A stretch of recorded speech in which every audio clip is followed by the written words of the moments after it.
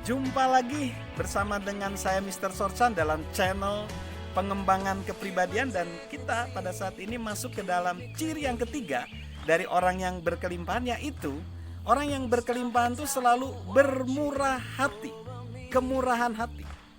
Nah, seringkali orang berpikir tentang murah hati itu menyangkut dengan memberi uang dalam amal. Sebenarnya itu salah satu ciri.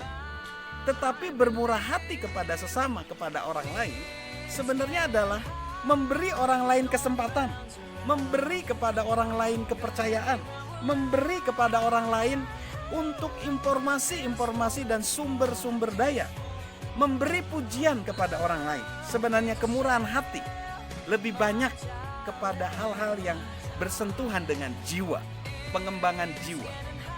Kemurahan hati, generosity dalam bahasa Inggris, itu berasal dari bahasa Latin generosus. Generosus ini artinya darah biru. Istilah ini dikaitkan dengan para bangsawan pada zaman dulu yang memiliki hak istimewa serta mewarisi kekayaan, dan diharapkan mereka bermurah hati kepada orang lain yang status sosialnya lebih rendah.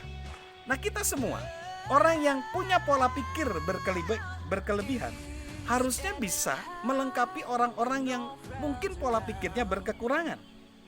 Apalagi misalnya dia pemimpin. Seorang pemimpin harus punya pola pikir yang bermurah hati kepada orang yang dipimpinnya. Nah, orang kadang berpikir, khawatir jika dia memberikan harta bendanya, dia akan berkekurangan. Namun itu justru pola pikir yang salah. Yang sebaliknya, justru ketika kita semakin banyak memberi, kita akan semakin banyak menerima. Semakin kita murah hati, semakin kita akan terus diperkaya oleh Sang Pemberi kehidupan. Contoh saja, misalnya bila kita memberi senyuman kepada orang lain, biasanya orang akan membalas senyuman itu dan membuat kita jadi sering tersenyum. Semakin banyak kita membantu orang lain, biasanya pun semakin ingin kita membantu orang lain. Itu memotivasi kita untuk membantu orang lain lebih lagi.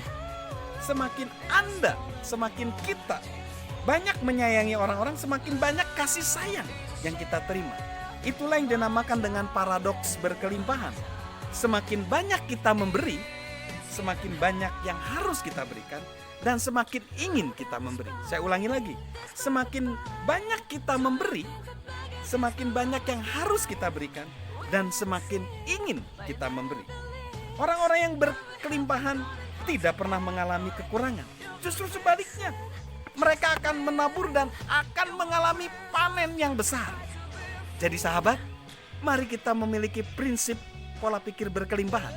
Pola pikir berkelimpahan, dia selalu ingin memberi bermurah hati kepada sesama.